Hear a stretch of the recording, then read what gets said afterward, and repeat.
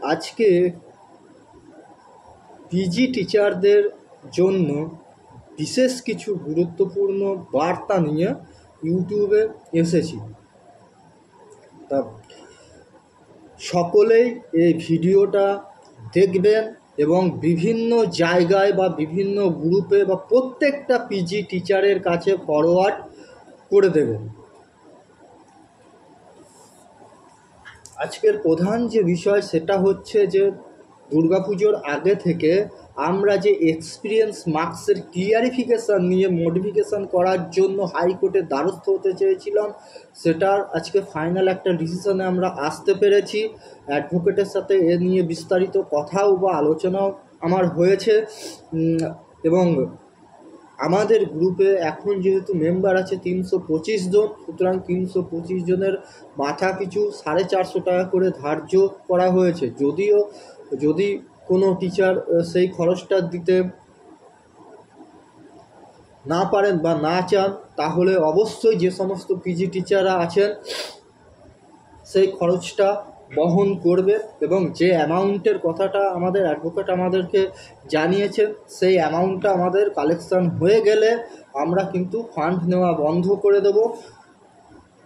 হ্যাঁ, এবং ফান্ড দেওয়ার সময়সীমা হচ্ছে আগামী রবিবার পর্যন্ত, রবিবার 12টা পর্যন্ত ফান্ড আপনারা দেবেন। সোমবার থেকে টোটালি কেসের প্রসেস শুরু করব। আমাদের অ্যাডভোকেটের সাথে বিস্তারিত আলোচনা হয়েছে, তিনি আশ্বস্ত করেছেন যে এটা আর্জেন্ট ম্যাটারে হিয়ারিং হবে এবং এর পজিটিভ ফল কিন্তু আমরা পাবো। যে 450 টাকার কথা বলা হচ্ছে বা প্রত্যেক পিজি টিচারদের মাথায় ধার্য করা হচ্ছে, সেটা কিন্তু সিঙ্গেল বেঞ্চের খরচ, মানে সিঙ্গেল বেঞ্চের কেস ফাইল থেকে শুরু করে যতগুলো হিয়ারিং হবে তার খরচ। আমি আশা করছি যে সিঙ্গেল বেঞ্চেই আমাদের জাজমেন্ট আমরা পেয়ে যাব। যেহেতু এর আগে ডিভিশন বেঞ্চে 10 নম্বর নিয়ে কেস করা হয়েছিল, ঠিক আছে, কিন্তু কাদেরকে 10 নম্বর দেওয়া হবে সেটা 9, 10, 11, 12-এর জন্য প্রযোজ্য না 11, 12, 9, 10 বা আদার্সের জন্য প্রযোজ্য, সেই নিয়ে কিন্তু কোনো ব্যাখ্যা বা ক্লিয়ারিফিকেশান চাওয়া হয়নি। একজন পিজি টিচার আপনারা সকলেই জানেন সে পিজিতেও এক্সপিরিয়েন্স মার্কস পেতে পারে এবং 9, 10-এও এক্সপিরিয়েন্স মার্কস পেতে পারে, কিন্তু একজন 9, 10-এর টিচার কখনোই পিজিতে এক্সপিরিয়েন্স মার্কস পেতে পারে না বা পাওয়ার তার কোনো অধিকার নেই। এইবার সকলে পরীক্ষায় বসেছেন, আপনারা সকলেই জানেন এটা প্রমোশন বা ডিমোশনের পরীক্ষা নয়। এই পরীক্ষাটা হচ্ছে আমাদের যোগ্যতা প্রমাণের পরীক্ষা, যেটা আমরা দিতে বাধ্য হয়েছি সুপ্রিম কোর্টের জাজমেন্ট, তার MA ফাইল এর ফলে, ঠিক আছে। সুপ্রিম কোর্টের জাজমেন্টে পরিষ্কারভাবে 49 নম্বর প্যারাতে বলা হয়েছিল যে আনটেন্টেড টিচার্স এবং ডিসএবিলিটিস টিচারদের বয়সের ছাড় দিয়ে নিয়োগ করার কথা। রিভিউ পিটিশনে আমরা দেখলাম যে সুপ্রিম কোর্ট দুঃখ প্রকাশ করেছে এবং আমাদের যাতে নিয়োগ করা হয় তার জন্য বিশেষ সুবিধা দিয়ে নিয়োগ করে দেওয়ার কথা বলেছে, কিন্তু এখন আমাদের বিশেষ সুবিধা কি সেটা আমরা কেউ উপলব্ধি করতে পারিনি। আমাদের কাছে দাঁড়িয়েছে 10 নম্বরটাই আমাদের বিশেষ সুবিধা। সুতরাং 10 নম্বরের গ্যাজেটে যেটা উল্লেখ আছে তার ক্লিয়ারিফিকেশান চেয়ে মডিফিকেশান করার জন্য আমরা আদালতের দ্বারস্থ হতে চলেছি। এর আগেও বলেছিলাম একটা গ্যাজেট তখনই আইনে রূপান্তরিত হয় যখন সেখানে রাজ্যপাল হস্তক্ষেপ করে। সুতরাং এই 10 নম্বরটা তোলার ক্ষমতা কাউরির নেই, কোর্টেরও নেই। এই 10 নম্বরের ক্লিয়ারিফিকেশান চাওয়ার ক্ষমতা সকলের আছে, ঠিক আছে। আর যে গুরুত্বপূর্ণ বিষয় সেটা হচ্ছে যে পিজির যে টিচার বা HS সেকশানের যে 2016 সালের যারা যোগ্য চাকরিহারা শিক্ষক এবং শিক্ষিকা এই পরীক্ষার ফলে বিশেষভাবে ক্ষতিগ্রস্ত হয়েছেন। প্রথমত তাদের চাকরি হারানোর একটা সম্ভাবনা তৈরি হয়েছে।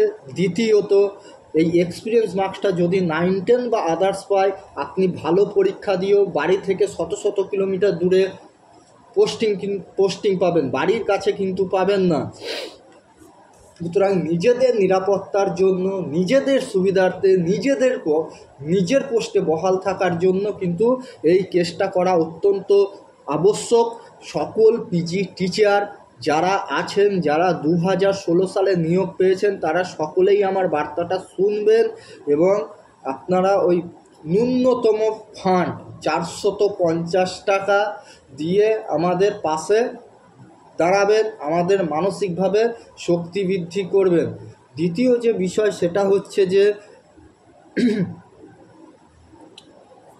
9, 10 এবং আদার্স মানে para teacher, part time teacher, contractual teacher বা যাদেরকেই কথা বলা হচ্ছে, ঠিক আছে, বা যারা কেস করেছেন হাইকোর্টে 10 নম্বর, যে তাদেরকেও দেওয়া হোক, ঠিক আছে। এই কেসের ভিত্তি আছে কিনা আমার জানা নেই, কিন্তু কেসটা পজিটিভ দিকে এগোচ্ছে। তাদেরও কেসে দেখা যাচ্ছে বা জাজমেন্ট যেটা বার হয়েছে যে তাদেরও একটা অভিজ্ঞতার নাম্বার দেওয়ার কথা কোর্ট কিন্তু ভাবছে বা দেওয়ার দিকেই কিন্তু এগোচ্ছে। আমাদের এই জায়গাটাও আটকাতে হবে, কারণ এই পরীক্ষাটা হয়েছে শুধুমাত্র 2016 সালের এসএলএসটি টিচারদের সুবিধা দেওয়ার জন্য এবং নিজ পোস্টে বহাল থাকার জন্য, কোনো প্রমোশন বা ডিমোশনের পরীক্ষা দেওয়ার জন্য এই পরীক্ষাটা কিন্তু নেওয়া হয়নি। সুতরাং পিজি পোস্ট একটা লোভনীয় এবং সম্মানজনক পোস্ট। সেই পোস্টে 2016 সালের পিজি টিচার ছাড়া যারা আসবেন, ঠিক আছে, ভ্যাকেন্সি প্রচুর আছে বিভিন্ন সাবজেক্টে, বিভিন্ন ক্যাটাগরিতে, তারা কিন্তু ফ্রেশার হিসাবে আসবেন। আমরা এই মর্মেই কিন্তু কেসটা ফাইল করতে চলেছি, ঠিক আছে। তো আবারও বলছি, আপনারা যারা পিজির টিচার আছেন তারা সকলেই আমাদের গ্রুপের সাথে যুক্ত হন। Post graduate teachers welfare fund 2016 গ্রুপে যুক্ত হন। আপনারা 450 টাকা, মাত্র 450 টাকা ফান্ড সাপোর্ট করুন এবং আমাদের সাথে থাকুন, মানসিকভাবে পাশে থাকুন। বিভিন্ন যে আপনাদের যারা মোটিভেট করার চেষ্টা করছে বা ম্যানুপুলেট করার চেষ্টা করছে, তাদের ওই ম্যানুপুলেটের ফাঁদে পা দেবেন না, কারণ দুদিন পরেই বা নভেম্বরের ফার্স্ট উইকের মধ্যে ইন্টারভিউ প্যানেল প্রকাশিত হবে। তখন কিন্তু আপনারই সমস্যা হবে, আপনি চাকরি পেতেও পারেন আবার নাও পেতে পারেন। সুতরাং নিজের পোস্ট, নিজের অধিকার বজায় রাখার জন্য অবশ্যই post graduate teachers welfare fund 2016-তে যুক্ত হন। একমাত্র আমরা কিছুজন শিক্ষক ছাড়া এই পিজি টিচারদের কথা কিন্তু কেউ ভাবেনি। আমাদের ফান্ড কালেকশন অলরেডি শুরু হয়ে গেছে গতকাল রাত থেকে। এর সময়সীমা বেঁধে দেওয়া হয়েছে রবিবার রাত 12টা পর্যন্ত। তার একটা নির্দিষ্ট অ্যামাউন্ট আমাদের অ্যাডভোকেট স্থির করে দিয়েছেন, সেই অ্যামাউন্ট পর্যন্তই তোলা হবে। 450 টাকা করে নিয়ে তার বেশি ফান্ড তোলা হবে না এবং হিসাব আপনাদের পুঙ্খানুপুঙ্খভাবে দিয়ে দেওয়া হবে। ওই বিষয় থেকে নিশ্চিন্ত থাকুন। এবার যেটা কথা, মানে অনেক টিচার হয়তো বোঝেন না বা ইতিপূর্বে first counselling, second counselling, third counselling, fourth counselling, এমনকি ফিফথ কাউন্সিলিং, সিক্সথ কাউন্সিলিংয়েও চাকরি পেয়েছিলেন, তারা কোনোদিন কোনো কেসের সাথে যুক্ত ছিলেন না। তারা কিভাবে বিষয়টাকে দেখছে সেই নিয়ে একটা বার্তা আমি উপস্থাপন করছি, এটা সকলে ভালোভাবে বুঝবেন। আজকে ফেসবুক পোস্টে একটা বহু চর্চিত বিষয় চলছে, সেটা থেকে স্ক্রিনশট নিয়ে আমি কিন্তু এই বার্তাটা করে আপনাদের শোনাচ্ছি, ভালোভাবে বুঝবেন। 2016 এসএলএসটি গুজরাটের হলে প্যানেল বাতিল হতো না। উত্তরপ্রদেশের হলে বিচারপতি বাতিল করার সাহস পেত না। তাদের বক্তব্যটা আমি তুলে ধরছি, তারা কি লিখছে। এরাও টিচার, এরাও যোগ্য চাকরিহারা শিক্ষক, কিন্তু কেস সম্পর্কে কোনো ধারণা এদের নেই। এরা কিন্তু কেউ কোনো দিন কোনো কেসের সাথে যুক্ত ছিল না, ঠিক আছে। টাকা দিয়ে দিয়েছে, ভাই তুই আমার কেসটা চালিয়ে দিস বলে, সে তার দায় সারা হয়ে বাড়িতে বসে তা দিচ্ছিল। হ্যাঁ, ফলে কেস সম্পর্কে বিন্দুমাত্র আইডিয়াই নেই, আবার লিখছে। দেখুন, 2016 SLST গুজরাটের হলে প্যানেল বাতিল হতো না, উত্তরপ্রদেশের হলে বিচারপতি বাতিল করার সাহস পেত না। এই প্যানেল পশ্চিমবঙ্গের বলেই বাতিল করা হয়েছে। এর ক্যালকুলেশনটা আমি পরে দেব, আগে পড়ে নিই বক্তব্য। ভারতবর্ষের বিভিন্ন রাজ্যে দুর্নীতি প্রমাণিত হয়েছে, হাইকোর্ট প্যানেল বাতিল করেছে, সেই নিয়ে সুপ্রিম কোর্টে কেস হয়েছে, কোর্ট মীমাংসা সূত্র বের করেছে। অথচ আমাদের বেলায় বাগ কমিটির রিপোর্ট, সিবিআই এর রিপোর্ট থাকা সত্ত্বেও পুরো প্যানেল খেয়ে নিল। জাজমেন্টে লিখেছে পরীক্ষা পদ্ধতিতে ভুল থাকার কারণে পরীক্ষা বাতিল করে দেওয়া হলো। কি চমৎকার! অথচ পরীক্ষা নিয়ে সুপ্রিম কোর্টের শুনানিতে কোনো আলোচনাই হয়নি। চূড়ান্ত রাজনৈতিক ষড়যন্ত্রের শিকার হলাম আমরা। সরকারের উপর রাজনৈতিক প্রতিহিংসা চরিতার্থ করতে গিয়ে আমাদের শেষ করে দিল।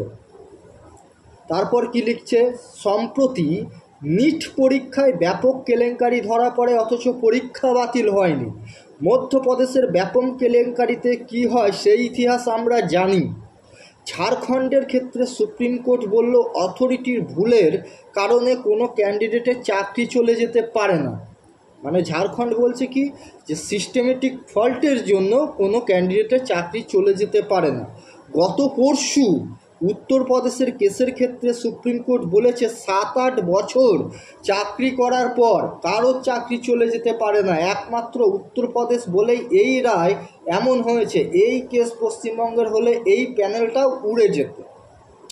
আচ্ছা, এটা তাদের বক্তব্য। যারা পোস্ট করছেন ফেসবুকে তারা হচ্ছেন আনটেন্টেড টিচার, ভালো করে বুঝবেন বিষয়টা। এবার তাদের কাছে আমি কিছু প্রশ্ন রেখেছি।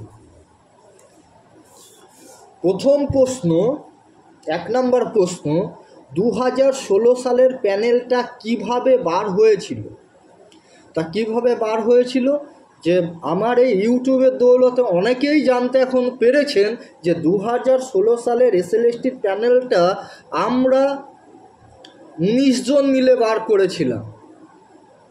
ঠিক আছে, সরকার বা কমিশন দুর্নীতি করবে বলেই প্যানেলটা দিতে চায়নি, যার case number 6785 of 2018, order number AST 49 of 2018, এর বলেই কিন্তু প্যানেল বার হয়েছিল।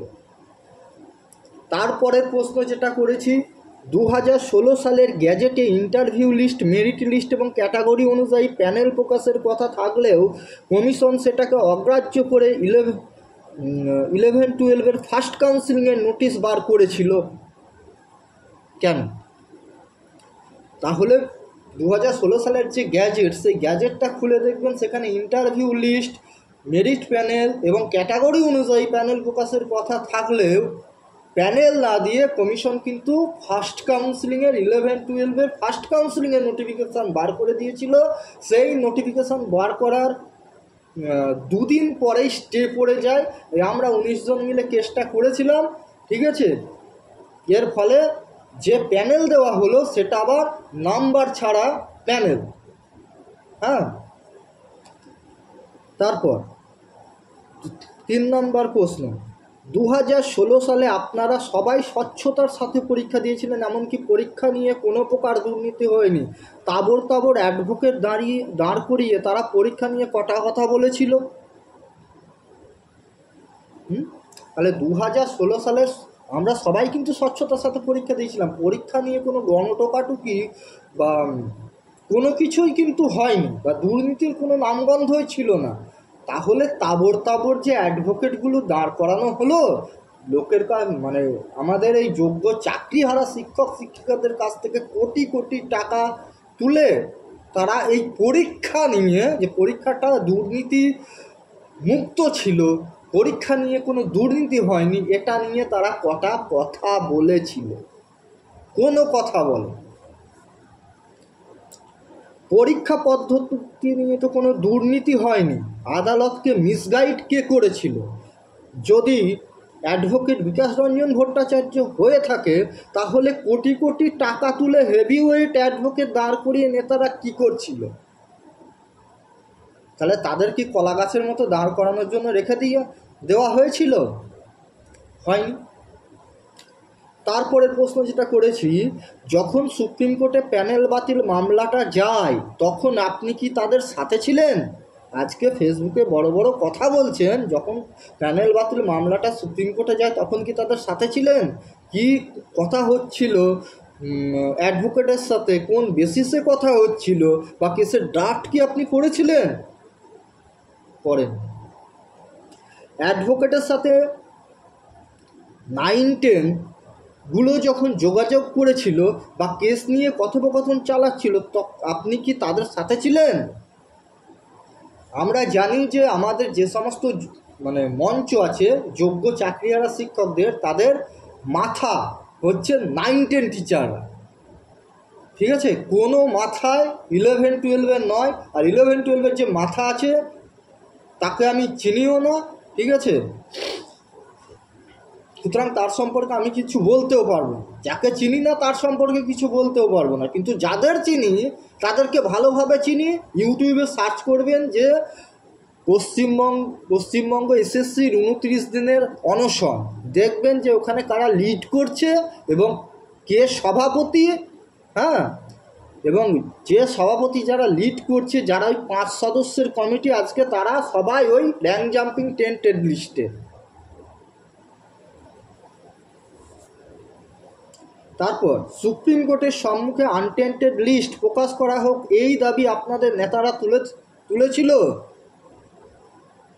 টেন্টেড লিস্ট প্রকাশ করা হোক সেটা তুলেছে, কিন্তু আনটেন্টেড লিস্ট প্রকাশ করা হোক সেটা কি তুলেছিল?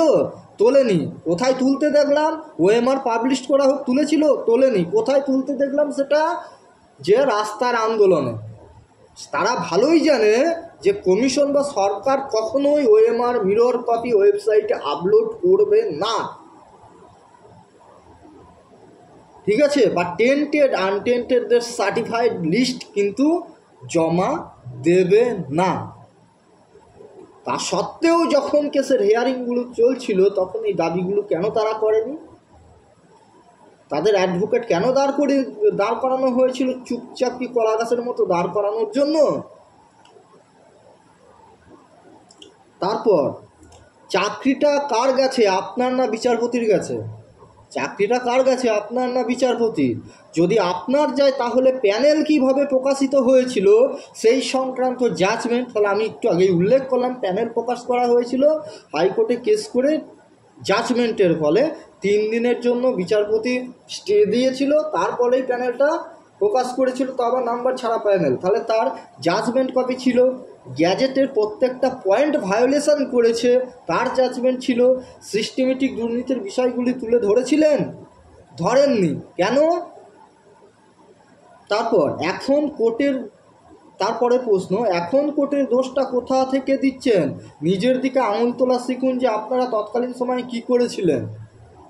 কেস তো জীবনেও যারা পরিচালনা করতে গিয়েছিলেন তার ইতিপূর্বে কেসের কোনো রেকর্ড নেই, কোনো কেস তারা পরিচালনা করেননি, ঠিক আছে? শুধুমাত্র আনটেন্টেড টিচারদের চোষার জন্য গিয়েছিলেন কেস পরিচালনা করতে। কোটি কোটি টাকা তুলে ফ্ল্যাট বানানো, ঠিক আছে? ফ্ল্যাট কেনা, ধাবা কেনা, গাড়ি কেনা, হ্যাঁ, এগুলো করতে গিয়েছিলেন, ঠিক আছে? আর কি করতে গিয়েছিলেন? যে এই প্যানেলটাকে ডুবিয়ে আপনারা যাতে প্রমোশন পান 11-12 তার জন্য পরীক্ষা চাইতে গিয়েছিলেন। সে পয়েন্টও আসছে।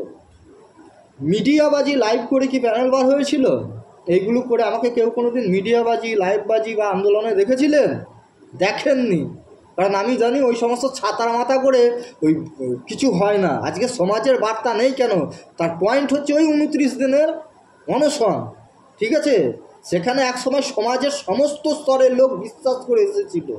আজকে সমাজের কটা লোক আছে? কারণ তাদের বিশ্বাসটা ভুল প্রমাণিত হয়েছিল, কারণ ওই অনশন মঞ্চের যে সভাপতি ছিলেন তিনি কিন্তু একজন টেন্টেড অযোগ্য টিচার। সমাজের চোখ ওখানেই খুলে গেছে, সমাজ পাশে আসবে না। ফ্রেশ সিলেকশনকে ফ্রেশ রিক্রুটমেন্টে পরিণত যখন করা হলো, কোর্টের কাছে ক্লিয়ারিফিকেশন না চেয়ে চুপ ছিলেন কেন? তাহলে ফ্রেশ সিলেকশন যদি কোর্ট বলেছিল, সুপ্রিম কোর্ট তার জাজমেন্টে ফ্রেশ সিলেকশনের কথা বলেছিল আনটেন্টেড টিচার এবং ডিসএবিলিটি টিচারদের নিয়ে, তাহলে সেটা যখন পর্ষদ এমএ ফাইলের মাধ্যম দিয়ে ফ্রেশ রিক্রুটমেন্ট করে আনলো, তখন চুপচাপ বসেছিলেন কেন? কোর্টের দ্বারস্থ হতে পারেননি? যে ফ্রেশ সিলেকশন আর ফ্রেশ রিক্রুটমেন্টের আক্ষরিক অর্থ কী? হ্যাঁ, বা মধ্যশিক্ষা পর্ষদ আপনারা কদিন অভিযান করেছিলেন? একদিনও না। ঠিক আছে, সবাইকে বুঝিয়েছিলেন যে ফ্রেশ সিলেকশন মানেও যা, ফ্রেশ রিক্রুটমেন্ট মানেও তাই। এই পরবর্তী ক্ষেত্রে আপনাদেরই মঞ্চের নেতা চিন্ময় মণ্ডল এর ক্লিয়ারিফিকেশন নিয়ে সুপ্রিম কোর্টে গেছে কেস করতে, একটা এমএ ফাইল করেছে পরীক্ষা পার হয়ে যাওয়ার পর, তাও আবার। আচ্ছা, তারপরে যে প্রশ্নটা করেছি, বিকাশ ভবন স্কুল শিক্ষক শিক্ষিকাদের জন্য ঠিক কোন কাজটা করে থাকে? বিকাশ ভবনে যে আপনারা আন্দোলন করলেন, বিকাশ ভবনের গেট ফেট ভাঙচুর করলেন, তা বিকাশ ভবনে স্কুল শিক্ষক শিক্ষিকাদের জন্য কী কাজ করে থাকে? না আমাদের পরীক্ষা কন্ট্যাক্ট করে, না আমাদের পরীক্ষা নেয়, না আমাদের রেজাল্ট পাবলিশ করে, না আমাদের প্যানেল পাবলিশ করে, না আমাদের ইন্টারভিউ লিস্ট পাবলিশ করে, না আমাদের রেকমেন্ডেশন লেটার দেয়, না আমাদের অ্যাপয়েন্টমেন্ট লেটার দেয়, না আমাদের অ্যাপ্রুভাল লেটার নাই দেয়, না সে জয়নিং লেটার দেয়। কোন কাজটা করে তাহলে বিকাশ ভবনে কী ছিল? এতগুলো শিক্ষক শিক্ষিকাকে নিয়ে গিয়ে যে মার খাওয়ালেন বিকাশ ভবনে হামলা করে, তো এর উদ্দেশ্যটা কি? তাহলে বিকাশ ভবনে আন্দোলন করে মার খেয়েছিলেন কেন, মার খাইছিলেন কেন? এমএ ফাইল করে এনেছিল মধ্যশিক্ষা পর্ষদ, পর্ষদে কদিন আন্দোলন বা ঘেরাও অভিযান হয়েছিল? হয়নি, একদিনও না। থার্ড পার্টি হিসাবে রিভিউ মেনশন কারা করিয়েছিল যেন? 14 জুলাই তো সুপ্রিম কোর্ট খুলেছিল, আর রিভিউ হিয়ারিং হচ্ছে কবে? 29 জুলাই। ঠিক আছে, কে করাচ্ছে? Third party. মানে সরকার হচ্ছে ফার্স্ট পার্টি, সেও না, যারা ওয়েটিং ক্যান্ডিডেট তারা হচ্ছে সেকেন্ড পার্টি, তারাও না, কারা করাচ্ছে? Third party. তাহলে সেই রিভিউ কোনো দিন টেকে? কোনো দিন টিকবে না। তাহলে 14 জুলাই সুপ্রিম কোর্ট খুলেছিল, তাহলে রিভিউ কমিশন বা সরকারকে মেনশন করানোর জন্য কদিন আন্দোলন হয়েছিল? একদিনও হয়নি। সুস্পষ্ট জিনিস সুস্পষ্টভাবে বুঝতে শিখুন, কারণ আমি সত্য কথা বলি, আমার কথা আপনাদের তেতো লাগতেই পারে। ঠিক আছে, আমি মিষ্টি মধুর ভাষার ছেলেও নয়। তারপরে দেখুন, আগে থেকেই প্রমোশনের জন্য সেটিং। তাহলে এই টোটাল ঘটনাচক্র কি বোঝা যাচ্ছে? যে সেটিংটা 9-10 যারা ওই মাতব্বর আছে তাদের আগে থেকে সেটিংটা ছিল প্রমোশনের সাথে, যার কারণেই প্যানেল গেছে, যার কারণেই আনটেন্টেড টিচাররা পরীক্ষায় বসেছে, যার কারণে রিভিউ ডুবেছে, যার কারণেই কিউরিটি ডুবে। আজ পিজিরা উদ্যোগ নিচ্ছে নিজ পোস্টে বহাল থাকার জন্য, তাদের ফাটছে কেন? তাই তো, পিজিরা নিজেদের পোস্টে বহাল থাকার জন্য উদ্যোগ নিচ্ছে, ঠিক আছে, বা এক্সপিরিয়েন্স মার্কসের ক্লিয়ারিফিকেশান চেয়ে আদালতের দ্বারস্থ হচ্ছে, তাহলে তাদের ফাটছে কেন? বিভিন্ন অপপ্রচারগুলো কেন করছে তারা? বিভিন্ন অপপ্রচারগুলো কেন করছে? আমার নামে বিভিন্ন টাকা পয়সার কেলেঙ্কারি একটা প্রমাণ দিয়ে দেখাতে পারবেন? আর আপনাদের নামে অজস্র প্রমাণ আছে। টেন্টের টিচার তৈরি করা থেকে, লোকের কোটি কোটি টাকা মারা থেকে। আর আমার ব্যাঙ্ক অ্যাকাউন্টে কেউ একটা টাকা দিয়েছে দেখাতে পারবেন কোনো দিন? সে কেস পারপাসই হোক আর যাই হোক, বড় বড় লেকচার মারা।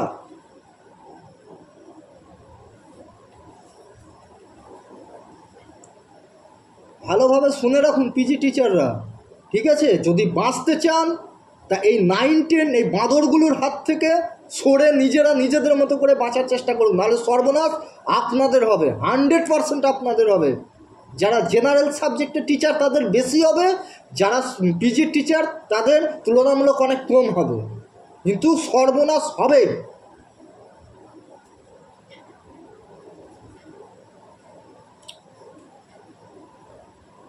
তারপরে আমার কিছু বক্তব্য আছে, সেগুলো শুনুন। চাকরিটা কিন্তু চলে গেছে, ঠিক আছে? আমরা যে বেতনটা পাচ্ছি সেটা ওই এমএ ফাইলের বলে স্কুল পরিচালনার জন্য বেতনটা সরকার আমাদের দিচ্ছে, এর বেশি কিন্তু কিছু না। ওই চাকরি আপনার কিউরেটিভের মাধ্যমে ফিরবে না, আর কিউরেটিভ করেও কোনো লাভ নেই, কারণ আপনি আনটেন্টেড টেন্টেড লিস্ট প্রকাশ করতে পারেননি। যেটুকু টেন্টেড লিস্ট প্রকাশ করেছে তার মধ্যে অনেক অস্বচ্ছ বা ত্রুটি বিচ্যুতি রয়েছে।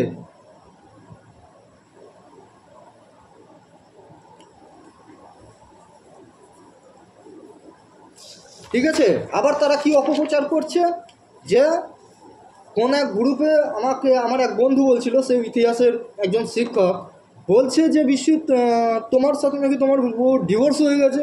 আমি তো মানে আকাশ থেকে পড়ে আমি নিজেই থাকি শ্বশুর বাড়িতে, ঠিক আছে, আর আমার বউর সাথে আমার কোন দিন ডিভোর্স হলো আমি নিজেই জানলাম না। হ্যাঁ, আর কি বলছে যে আবার কি বলছে যে যদি পিজি টিচাররা এক্সপিরিয়েন্স মার্কস নিয়ে কেস করে তাহলে উকিলকে টাকা দিয়ে কিনে নেব। তোদের বাবারও ক্ষমতা আছে, আমি বিশ্বজিৎ বলছি, ঠিক আছে, তোদের একসময় বিশেষ পরিচিত ছিলাম, তোদের বাবারও ক্ষমতা আছে আমার উকিলকে কেনা।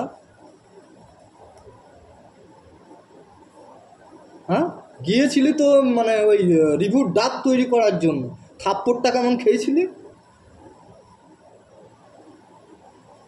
সবারই কাছে না সব কিছু নিয়ে যাস না, বিপদে পড়ে যাবে, কারণ সেদিন সহ্য করেছেন বলে এর পরবর্তী তার সহ্য করবেন না, বলেই দিয়েছে।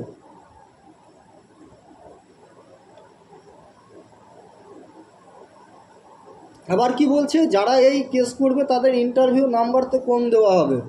আমি 2018 সাল থেকে 2025 সাল পর্যন্ত একের পর এক কেস করে গেছি, ঠিক আছে। তাহলে আমি এদের এই বাঁদরের যুক্তি এগুলো যাকে বলে, তাহলে প্রথম কথা হচ্ছে আমি 9-10-এও চাকরি পেতাম না, 11-12-এও চাকরি পেতাম না। আপনি যাচ্ছেন আপনার অধিকার নিয়ে, সরকারকে চ্যালেঞ্জ করেও নয়, কমিশনকে চ্যালেঞ্জ করেও নয়, জাস্ট ক্লিয়ারিফিকেশান চাইতে যাচ্ছে। তা আপনার মানে ইন্টারভিউ নাম্বার কোন দেবে? ওই বাঁদরের যুক্তি শুনবেন তো নিজে চাকরি হারাবেন।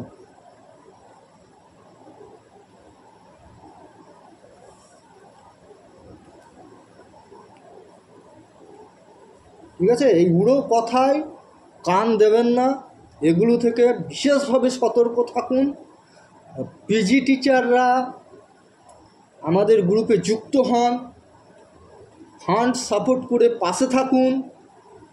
আপনার অধিকার বা আমাদের পিজিদের অধিকার কীভাবে আদায় করতে হয় সেটা বিশ্বজিৎ বিশ্বাস ভালো জানে, ঠিক আছে। যে ওই প্যানেল ফার্স্ট কাউন্সিলিংয়ে নোটিশ দিয়ে দেওয়ার পরও না ওই নোটিশটাকে স্টে করে প্যানেল প্রকাশে বাধ্য করাতে পারে, সে পারে না এমন কোনো কিছু কাজ নেই। ভয় লাগে এখন, হ্যাঁ, এই সমস্ত বার্তাগুলো ছড়িয়ে টিচারদের ডিমোটিভেট করা, ভয় লাগে। হবে না টিচারদের ওই আগে করেছিলাম 19 জনকে নিয়ে, এখন বড় হলে 20 জনকে নিয়ে কেস করব, বাকিদের ফান্ড সাপোর্টের জন্য রেখে দেবো, দেখি তোরা কেমন করে কেমন করে পারিস। ঠিক আছে, ফ্রেশারদের সঙ্গে টক্কর দিয়ে পিজিতে চাকরি করতে আসবি, ওকে। পিজি পোস্টের টিচাররা পিজিতে এক্সপিরিয়েন্স মার্ক পাবে, 9-10ও পাবে, আর তোরা এই ফ্রেশারদের সাথে টক্কর দিয়ে পিজিতে আসবি চাকরি করতে। যদি পাস অতি উত্তম কথা, যদি না পাস তো 9-10ই থাক। ওই লোককে বলে বেড়াচ্ছিস না ভাত জোটে না তার আবার বিরিয়ানি, ঠিক আছে। এতদিন তো আমরা বিরিয়ানি খেয়েই এসেছি, তোরা কি এবার মানে যেখানে প্রমোশন ডিমোশনের চাকরি নেই কি সেখানে বিরিয়ানির আশা করছিস নাকি? ফ্রেশারদেরকে মিসগাইড করছিস। তোরা তো ভালো মতোই জানিস যে জীবনেও কমিশন ভ্যাকান্সি বাড়াবে না, আগেও 2016 সালেও বাড়ায়নি, বরং কমিয়ে দিয়েছিল।